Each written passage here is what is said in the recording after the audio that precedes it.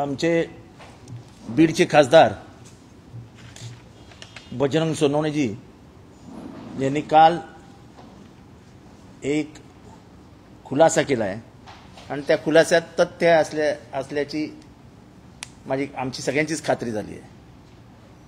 त्यांनी काल असा हे केला आहे की माननीय अजित पवारजी जेव्हा मस्साजोगला गेले होते देशमुख कुटुंबियांना, तेव्हा त्यांच्या ताफ्यामध्ये MS-23 BG 2231 नावाची गाडी होती। त्यांच्या बरोबरच्या गर्दीमध्ये शिवलिंग मोराळे नावाचा तरुण होता। हा त्याचा फोटो,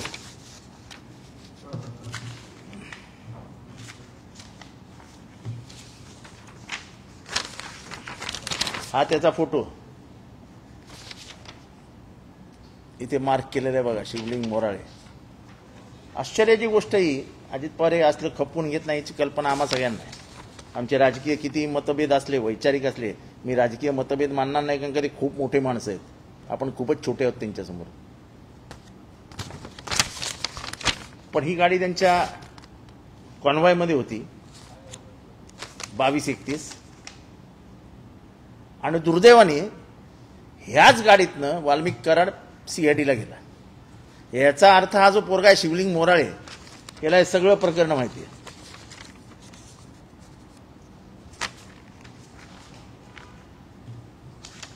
हे आत्ताच त्याच्या गाडीचा नंबर, त्याचं नाव, गाडी कोणाच्या नावावर आहे, गाडीचं हे काय, मेक काय, सगळं सगळं सगळं हे आलेलं आहे। गुंडांना जात नसते, गुंडांना काही नसतं, गुंडांना आपला स्वार्थ दिसत असतो। याच गाडीत बसून माननीय वाल्मिकरावजी कराड साहेब हे CIDला भेट देण्यासाठी गेले। म्हणजे ह्याच्यातली सर्वात दुर्दैवाची बाब मी परत एकदा महाराष्ट्राच्या नजरेत आणून देतो की त्यांनी प्रेस कॉन्फरन्स घेतली, हजर होण्याच्या 1-1.5 तास अगोदर प्रेस कॉन्फरन्स नाही, ते काय रिलीज केला व्हिडिओ। म्हणजे एरवी म्हणजे ज्या एजन्सीच्या हातात तुम्ही तो तपास दिलाय त्या एजन्सीनी ही दक्षता नाही घेतली की तो येणार असेल तर बाजूला नाकेबंदी करून ठेवा, त्याला गाडीतच पकडा। त्याची गाडी पार आतमध्ये दरवाजापर्यंत येऊन दिली आणि स्वतःचे कपडेच फाडून घेतले। आज पूर्ण भारतभर आपल्या पोलिसांची नाचक्की झाली आहे। म्हणजे मी कॉलेजमध्ये असल्यापासून वाचतोय, ऐकतोय, बघितलंय। म्हणजे दगडी चाळ, लाल विटांची चाळ,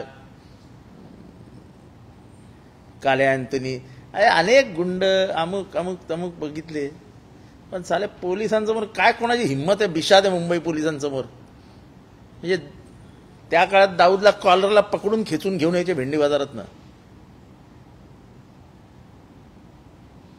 हे कुठल्या गुंडाचं नाव घेत नाही मी, पण मला एक पोलीस कमिशनर आठवतात, जॉईंट पोलीस कमिशनर, त्यांनी त्या गुंडाला मुंबईच्या क्राईम ब्रँचच्या ऑफिसमध्ये असं लोळायला लावलं होतं, लोळायला। तो गुंडही नामचीन होता, पण पोलीस हा सर्वात मोठा दादा असतो, पोलिसांसमोर कोणीच नाही असं आमचं मत होतं कालपर्यंत।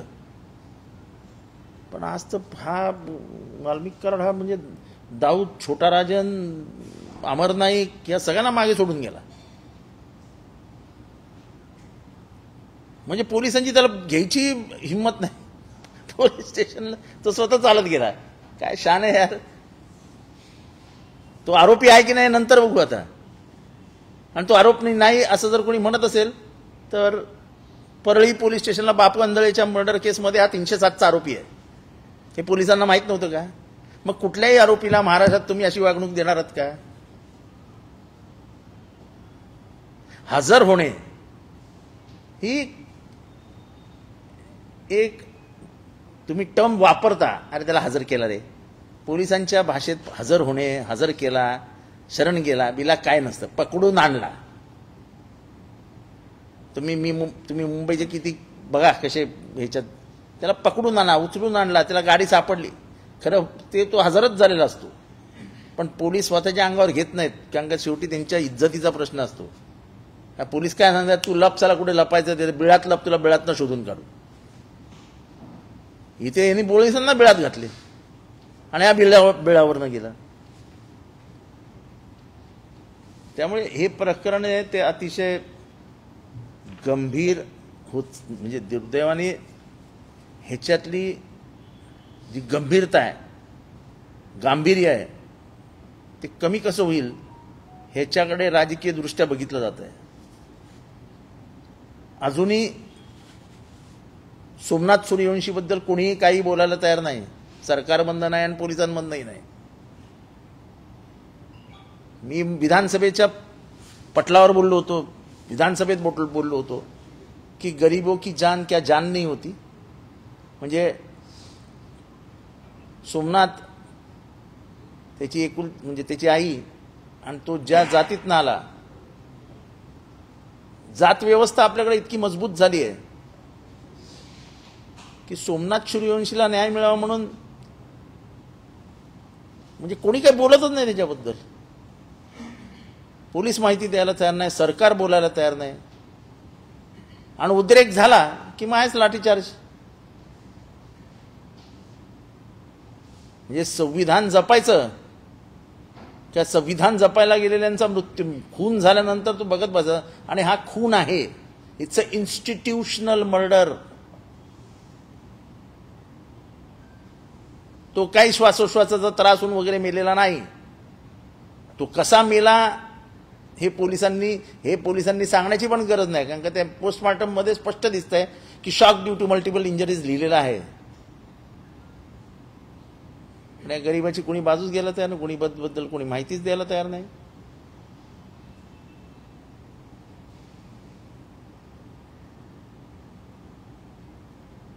एकंदरीतच हे सगळं प्रकरण हे माझ्या अंदाजाने दडपण्याच्या दिशेने नेलं जात आहे. काल मला काही पत्रकारांचे निरोप होते की आम्ही इथे पत्रकारिता करायला आलो आहे आणि आमच्या मागेच लोक, आम्ही 2 दिवस इथे आहोत तर 2 दिवस लोक आमच्या मागेच फिरत आहेत, काही विशिष्ट लोक. हे तर अजून परेशान करणारी गोष्ट आहे.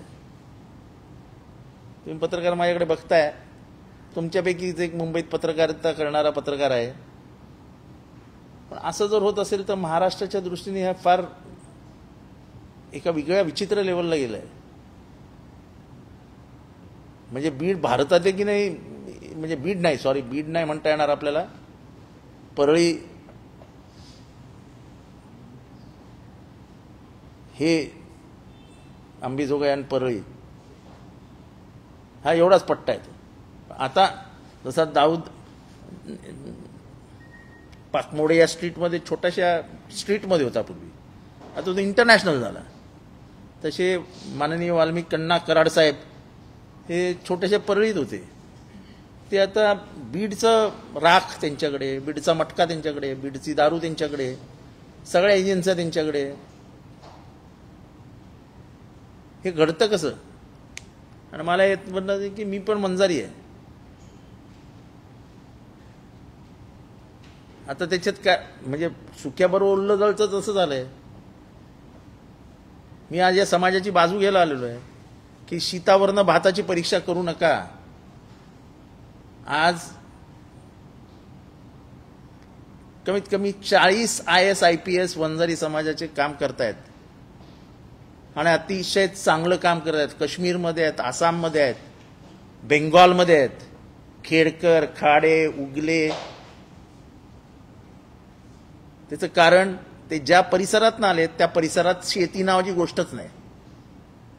म्हणजे आईवडिलांची एखादा एकर शेती, 18 वर्ष दारिद्र्य, पर्याय काय तर अभ्यास करायचं, MPSC द्यायची नाही तर UPSC द्यायची. आणि हे साधारण कुठनं आलेत तर सर्वात मोठा जो गठ्ठा IAS IPSचा आहे तो तुमच्या साताऱ्याचा जो माणगाव ह्याचा भाग आहे, जीवन कुमार गोरेंचा जो मतदारसंघ आहे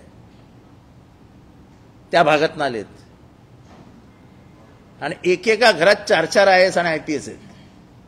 तेव्हा जे टीका करणारे आहेत, अज्ञानी काही टीकाकारही असतात ना, हे निष्कारण आपण हे जातीवर घेऊन जातोय.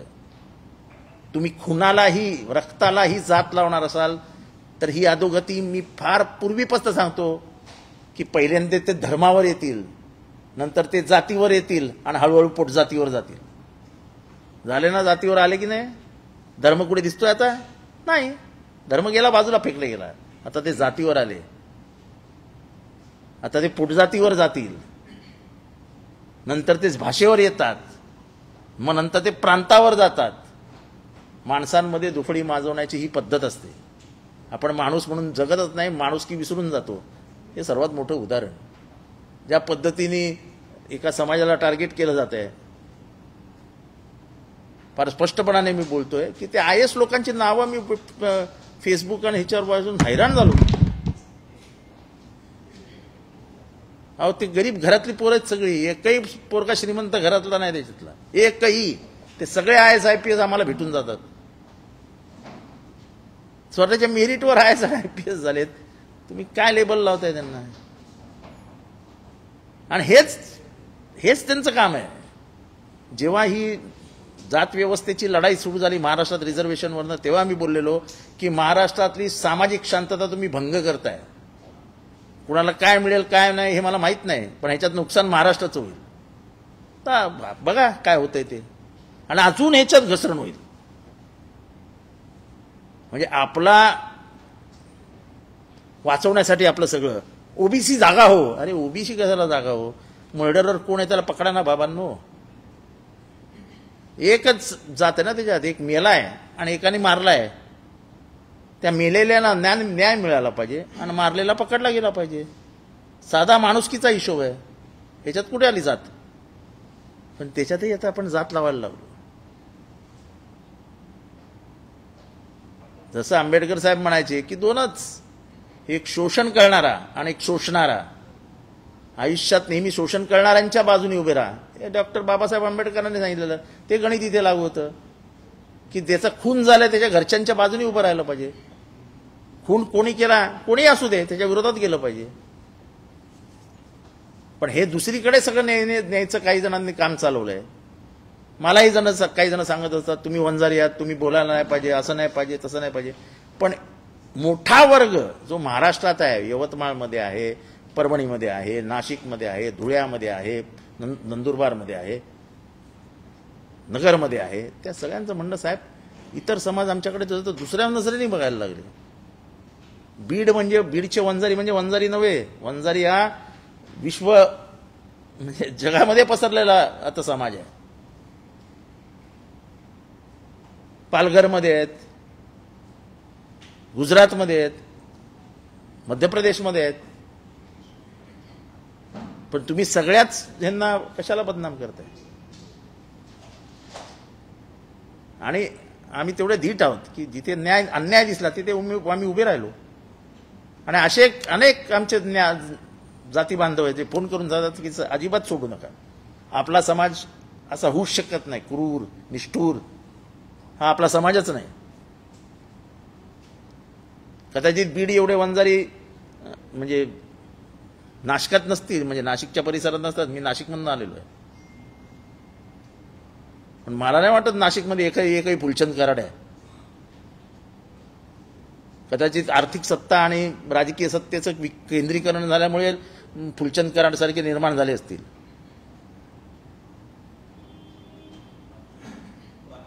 हा वाल्मिकी, त्या फुलचंद कराडचे किती हाल केलेत.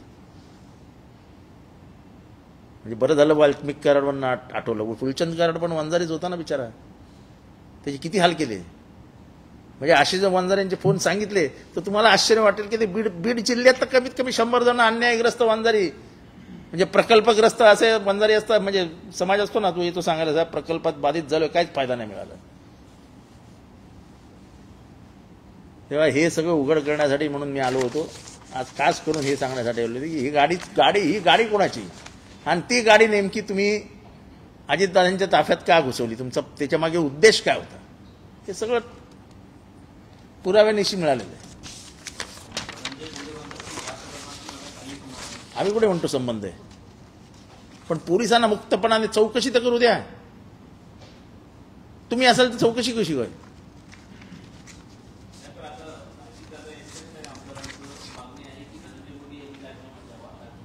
नाही, असं आहे की आमचा राजीनामा मी मागतोच आहोत आणि मला कौतुक वाटतंय. मी अभिनंदन करीन अजितदादांच्या आमदारांचं जर त्यांनी अशी मागणी केली असेल तर. राजकारणात अशाही बाजू कधी कधी घ्याव्या लागतात.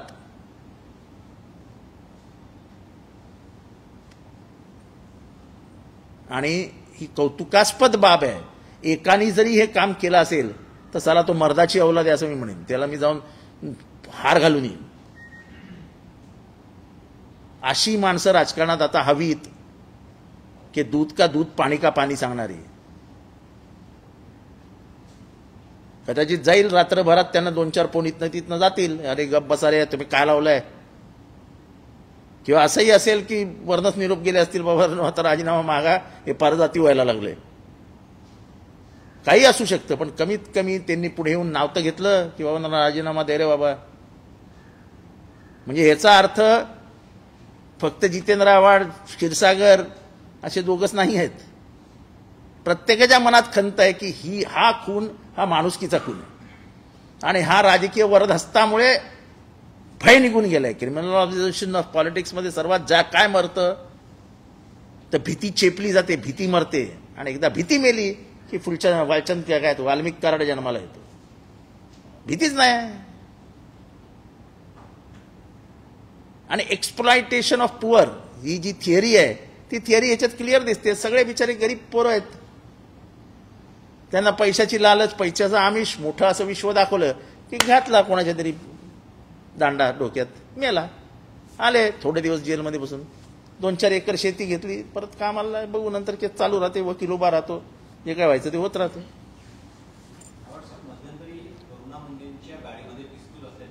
ती पण खोटी केस होती, ती पण खोटी केस होती. तेव्हा आम्ही बोलत नव्हतो, कारण का मी कोणाच्या पर्सनल प्रसंगांमध्ये जात नाही, हा माझं काम नाही ते.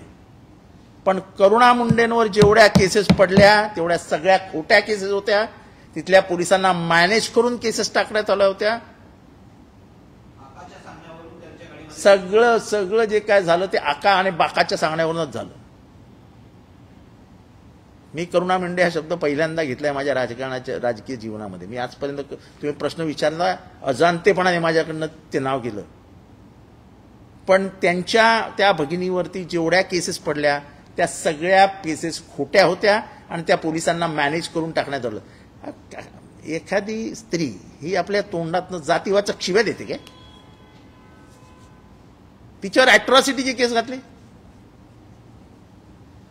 अन्याय होत होता, पण उड्या डोळ्याने आम्ही बघत होतो. नाही, म्हणजे तिच्यावर अन्यायच झाला. पण त्या दोघांच्या वैयक्तिक जीवनामध्ये काय असेल त्याच्यात मला जायचं नाही. मी आजपर्यंत कोणाच्या वैयक्तिक जीवनात गेलो नाही, मला जायचं नाही. राजकारण वेगळं, वैयक्तिक जीवन वेगळं. पण तिच्यावरती म्हणजे पोलीस काय करतात बीडमध्ये हे मला गृहमंत्र्यांना सांगायचं की गृहमंत्री महोदय बघा कशा खोट्या केसेस टाकायचे.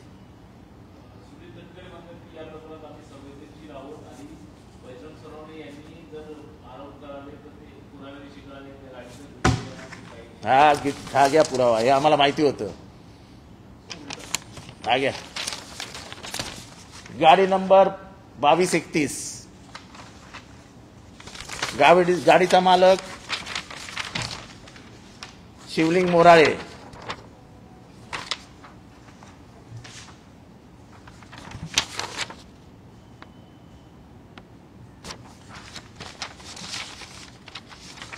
आणि हा शिवलिंग मोराळेचा फोटो. अजून काय देऊ? आता काढा शिवलिंग मोराळेचं लोकेशन.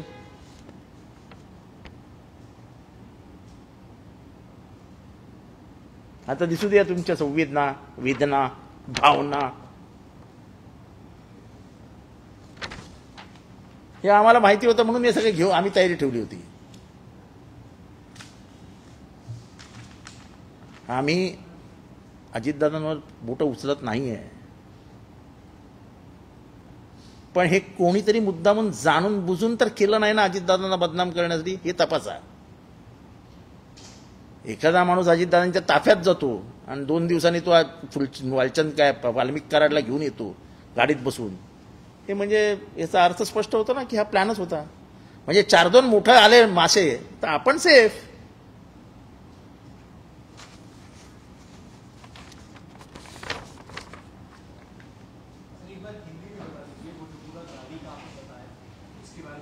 अरे बहुत ही हिंदी के बहुत लोग हैं। हाँ, देखो ऐसा है कि मस्सा चौक में अजीत पवार जी गए थे, जो गांव में से सरपंच जी आते हैं, देशमुख साहब, तो उसमें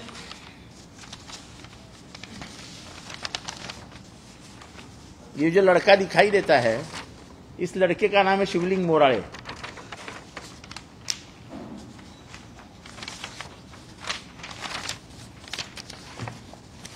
इस गाड़ी का मालिक वो है।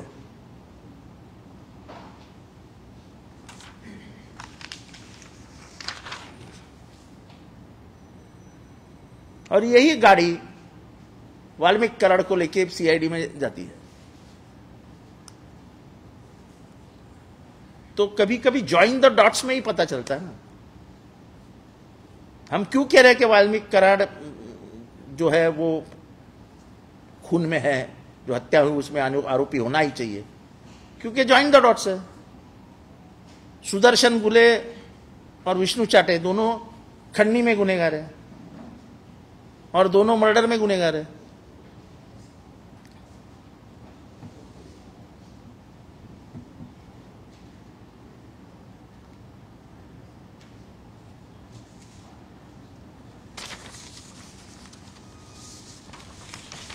और जो बजरंग सोनवणे जी ने कहा है वो 100% सच है, इसमें कई दूसरी बात ही नहीं है। ये उसका पुरावा है।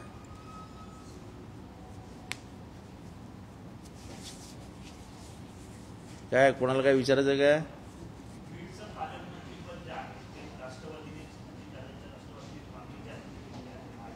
हां, नाही ते आता अजितदादा देवेंद्र फडणवीस त्यांचं काम आहे। आम्ही विरोधी पक्षातले आहोत, आम्हाला काय करायचं, कोण पालकमंत्री पद कुठे जाते?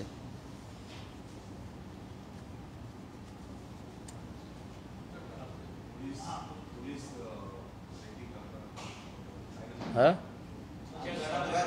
नाही म्हणजे आश्चर्याची गोष्ट आहे, हास्यास्पद आहे। पत्रकार परिषद चालू आहे, एक लांब माणूस उभा राहून आपला टेपिंग करतोय। माझ्या काय लक्षात आलं नाही, माझ्या बाजूला माझा जो पीओ उभा होता त्याच्या लक्षात आलं। नंतर जाऊन विचारलं तर म्हणाला मी एसबीचा पोलीस आहे, स्पेशल ब्रँचचा। म्हणजे काय मजल गेली हो। म्हणजे आतापर्यंत आम्ही बघायचो ते सांगायचे आम्ही हॉटेलमध्ये आलोय, तुमचा काय संबंध? आम्ही रेस्ट हाऊसमध्ये आलोय, तुमचा काय संबंध? आता डायरेक्ट माझ्या घरी आले, नशीब विचारलं नाही तुमचा काय संबंध, आम्ही आलो। हा, म्हणजे काय आता काय पोलिसी राज म्हटल्यावर काही बोलतील ना। एवढी हिंमत मी म्हटलं कोणी पाठवला? म्हणे तो बिचारा, म्हणजे तो गरीब माणूस होता, तो हवालदार होता, मला त्याला फसवायचं नव्हतं म्हणून त्याला मोकळा सोडून दिला। कारण का त्याच्या चेहऱ्यावरनं देश निष्पाप माणूस आहे। हे वरिष्ठ उद्योग करत असतात। जा आव्हाड साहेबांकडे ना प्रेस कॉन्फरन्सला जा, ऐक, जा तिथे, तुम्हाला कळेल ना प्रेस कॉन्फरन्समध्ये जायला। कशाला गरीब हवालदारांच्या नोकऱ्या जातील असं कामं करतात?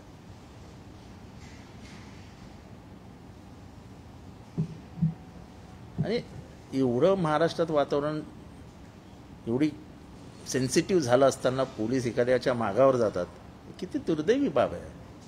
म्हणजे आमचा राईट टू प्रायव्हसी आहे की नाही? मला फंडामेंटल राईट आहे आमचा, राईट टू प्रायव्हसी।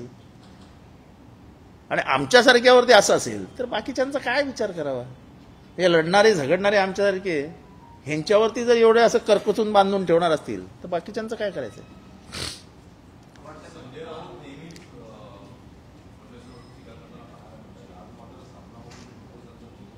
कोणाचं?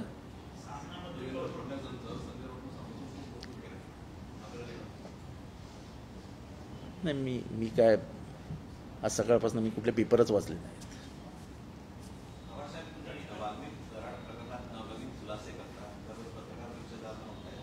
मीच करतोय असं नाही हो।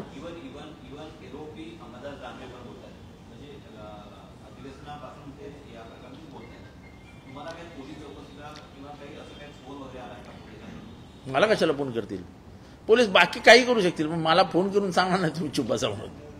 बाकी काही करतील, आणि त्यांनाही माहिती आहे की जितेंद्र आव्हाड काय कोणी सांगून चुप बसणाऱ्यातला माणूस नाही। सर, लाठी बैन योजना को लेकर कई बदलाव किए गए हैं उसमें, और उस बदलाव को लेकर अभी ऐसा है कि लाडली बहन योजना में अब कटिंग हुई है, कटिंग तो बाल कट करके चेहरा बदला जाता है ना, वैसा आप कटिंग करके चेहरे बदल रहे हैं। हमारे बहनों को आशा दिखा के अब भूखा प्यासा आप रखेंगे। यही तो सरकार की नीति। आने दो और भार आएगा, बहुत कुछ भार आएगा। एक चेहरे पे कई चेहरे लगा लेते हैं लोग। वो गाना सुना है ना आपने? वो गाना इसमें दिखेगा आपको। सर एक साइड आप कह रहे हैं लॉ एंड ऑर्डर सिचुएशन खराब है, स्पेसिफिकली टॉकिंग अबाउट यूपी, और दूसरी तरफ संजय राउत तारीफ कर रहे हैं फडणवीस की, कह रहे हैं कि बहुत अच्छा काम कर रहे हैं, डेवलपमेंट का काम कर रहे हैं गढ़चिरौली में। क्या कह रहे हैं? गढ़चिरौली में अच्छा काम हो रहा है। देखो जैसे वो नक्सलवाद खत्म कर रहे हैं, गढ़चिरौली में जिस तरीके से इंडस्ट्रियल डेवलपमेंट कर रहे हैं, जिन चीजों की तारीफ होनी चाहिए उन चीजों की तारीफ होनी ही चाहिए। जिस हालात में वो गलत है वो गलत है, बीड में वो गलत है तो गलत है। यही तो राजनीति जो महाराष्ट्र में गंदी हुई कि तुम टारगेट मत करो। अगर गलत है तो गलत है यार, जो बीड में हो रहा है वो गलत है, गलत है, गलत है। चाहे वो बोले कि वो विरोधी पक्ष नेता विपक्ष के लोग पत्रकार परिषद ले रहे, उससे हमको कोई लेना देना नहीं है। जैसा नक्सलवाद खत्म किया वैसे बीड का दहशतवाद खत्म करो। हमारी मांग तो यही है। अगर नक्सलवाद इतना डेंजरस है तो बीड का दहशतवाद कितना डेंजरस है कि आज तक कोई टेंडर ही नहीं निकला। वो जो क्या बोलते हैं उसको, ऐश का टेंडर ही नहीं निकला, तो कितने करोड़ों रुपया गबन किए रहेंगे। कौन करता है सब काम? सर लेकिन चुनावी नतीजे सामने आने के बाद हम देख रहे हैं विपक्ष का जो सुर है वो बदल रहा है। एक तरफ बातें कही जा रही है कि शरद पवार बड़ी जल्द अलायंस में का हिस्सा बन सकते हैं, अजीत पवार के साथ आ सकते हैं। दूसरी ओर यूपीटी नेताओं का जो रुख है वो लगातार नरम नजर आ रहा है। किसका? यूपीटी के जो नेता है संजय राउत, उद्धव ठाकरे, नहीं, ऐसा मैं नहीं मानता। देखो ऐसा है कि अपने पहले भाषण में मुख्यमंत्री जी ने कहा था कि पिछले कुछ सालों में महाराष्ट्र की राजनीतिक हालात बदले हैं। हम बहुत व्यक्ति दोष ढूंढते हैं। हमारे में अपने कटुता बहुत बढ़ गई है विरोधी पक्ष और सत्ताधारी में, और इसको कम करना चाहिए। वो महाराष्ट्र के लिए अच्छा रहेगा। तभी उठकर मैंने तारीफ की थी कि ये ऐसा रहेगा तो महाराष्ट्र आगे जाएगा। क्योंकि पिछले 10 सालों में जो हालात हमने देखे, जैसे फंड नहीं देने का, झूठे केसेस डाल देने के, ये सब मैंने देखा है ना। ये महाराष्ट्र में किसी और को उंगली दिखाने की जरूरत नहीं है। तुम क्या तुम्हारे घर से फंड लाते हो क्या? तुम्हारे जो खुद का रिजर्व बैंक है क्या? हमारे ही लोगों का टैक्स है। और फंड कोई मेरे घर को पेंटिंग करने के लिए नहीं मांग रहा हूं। अगर कोई रास्ता अच्छा बनता है तो मेरे लोगों के लिए, जो महाराष्ट्र के नागरिक है उनके लिए बनता है ना भाई। तो तुम तो उसके ऊपर ऐसे नाक बन के बैठे हो जैसे वो नीचे सोना तुम्हारा है और ऊपर नाक तुम बैठे हो। तो नाक मत बनो ना भाई, दरवाजा खोल दो। अगर जनता को चाहिए तो जनता को मिलना चाहिए। क्या सर महाराष्ट्र की हित के लिए फडणवीस अगर दरवाजे खोलते हैं तो क्या पवार साथ जुड़ सकते हैं? ऐसा है, राजनीति में उसने अच्छा काम किया और उसकी तारीफ की तो क्या साथ जानेगा? ये कौन सा गणित है? ये तुम्हारा गणित। यही महाराष्ट्र में हो रहा है कि अरे अच्छा काम है तो है, अच्छा काम है। जैसे भागवत साहब, संघ प्रमुख भागवत जी बोले थे कि बंद करो अब ये खुदना खुदवाना। अगर वो कहते हैं तो मैंने जिंदगी में पहली बार संघ के बारे में कुछ अच्छा कहा कि मतलब नहीं, ये तारीफ करने की ये है कि देश के हालात जिन चीजों से बिगड़ रहे हैं, अगर उसने उसको रोकने की कोशिश भागवत साहब कर रहे हैं तो अच्छी बात है। क्या बुरा है उसमें? अच्छा जो चीज, अच्छाई जो हो रही है उसकी प्रशंसा करना, ये मानव धर्म है। हम ये धर्म ही भूलते गए, इसलिए हम अभी खून में भी जात ढूंढने लगे। हम खून में भी जात ढूंढने लगे हैं। प्रधानमंत्री मोदी द्वारा एक कॉलेज का इनॉग्रेशन होने वाला है। क्या? दिल्ली में पीएम मोदी द्वारा एक कॉलेज का इनॉग्रेशन। कॉलेज? दिल्ली यूनिवर्सिटी से एसोसिएटेड एक कॉलेज होगा। उसका नाम वीर सावरकर के ऊपर रखा जा रहा है। क्या आप उसका स्वागत करेंगे? क्योंकि नहीं, मेरे को मालूम ही नहीं वो किधर जा रहे हैं। मैं कल आपको पढ़ के बताऊंगा। मुझे मालूम नहीं। कॉलेज का नाम वीर सावरकर के ऊपर पड़ता है तो आप उसका स्वागत करेंगे? कांग्रेस की बहुत मनमोहन सिंह नाम रखना चाहिए, कांग्रेस की डिमांड है। एनएसयूआई ने विरोध भी किया है इसका। नहीं, मेरे को ऐसा कॉलेज आ रहा है ये भी मालूम नहीं। कहाँ आ रहा है वो भी मालूम नहीं। और मैं महाराष्ट्र में राजनीति करता हूँ, मेरे को क्या मालूम दिल्ली में क्या चल रहा है। सर महाराष्ट्र में जो भविष्य में स्थानीय निकाय चुनाव होंगे बीएमसी या महानगर पालिका के, बीजेपी नेताओं का कहना है कि यहाँ भी बांग्लादेशी और रोहिंग्या जो वोटर लिस्ट है उसमें से उनके नाम चुन चुनकर निकाले जाने चाहिए। मैं कहता हूँ भाई एक काम करो ना, जितने भी मुसलमान वोटर है सबका वोटर लिस्ट से नाम ही निकाल डालो। नहीं तो भी तुम्हारे गुलवलकर सब ने कहा ही था कि उनको वोटिंग के लिए अधिकारी उनका रद्द करो। ये कहाँ है उन्होंने अपनी किताब में?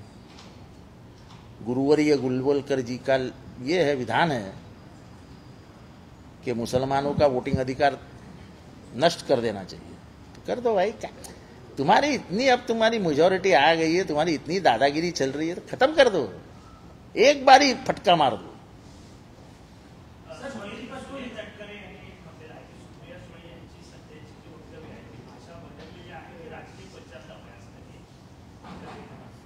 त्यांना माहीत असेल बाबा त्यांची भाषा काय आणि ती काय बदलली, ते त्यांचं त्यांना माहीत असेल। आमच्या दृष्टीने काहीही बदललेलं नाही। पवार साहेब आहेत तिथे आहेत, सुप्रियाताई आहेत तिथे आहेत। मला काय त्यांची भाषा बदलली आहे आणि फार काय झालंय असं आम्हाला वाटत नाही। सर पिछले कुछ दिनों में जिस तरह से भुजबल साहब की नाराजगी देखने को मिल रही है, अजीत पवार से कटे हैं और फडणवीस के पास जाते हुए नजर आ रहे हैं, वो क्या कहेंगे उसको? मैंने ना उनका गाड़ी किधर जाती हुई देखी, ना मैं उनको कहीं खाना खाते हुए देखा। मुझे नहीं मालूम उनका किससे अच्छा और किससे फटा हुआ।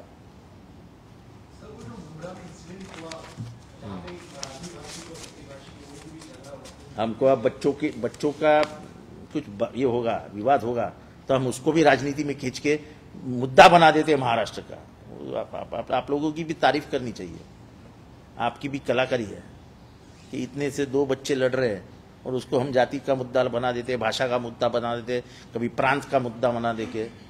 देखो मैं पहले से कहता था ये हिंदू तब तक ही रहेगा जब तक हिंदू है। जिस दिन वो प्रांत के ऊपर चला जाएगा, भाषा के ऊपर चला जाएगा, जात के ऊपर चला जाएगा, लफड़ा और बढ़ेगा।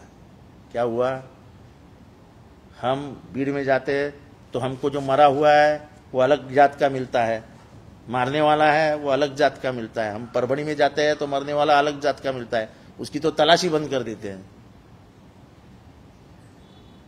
तो ये खुदा के वास्ते ये बंद करो यार। एक अच्छा शहर, उसकी बर्बादी का रास्ता मत ढूंढो। बच्चों की लड़ाई थी और ऐसा कोई, अब इस पे बात भी करेंगे तो आप उसका ये करेंगे जितेंद्र आव्हाड का समर्थन। देखो ये घटना और कल्याण की घटना में बहुत अंतर है। कल्याण की घटना में बाहर से लड़के आए, लाठी काठी निकाली गई, मारा गया, इसमें कुछ नहीं हुआ। वो लड़का मराठी लड़का था, वो मजाक में बोल दिया भाई तुम मराठी में बात करना है, ये बोले नहीं हमको हिंदी मराठी। तो ये 2 बच्चों का यानी वो गोटी खेलते खेलते बोलते ये तेरी गोटी लंबी क्यों गई, तो अब उसका भी मुद्दा बन जाएगा महाराष्ट्र में यार। अब गोटियाबाग खेलने के लिए हमको रखा है क्योंकि इतनी मेजोरिटी आ गई उनकी कि हम तो गोटी के लिए ही बाकी रहे हैं।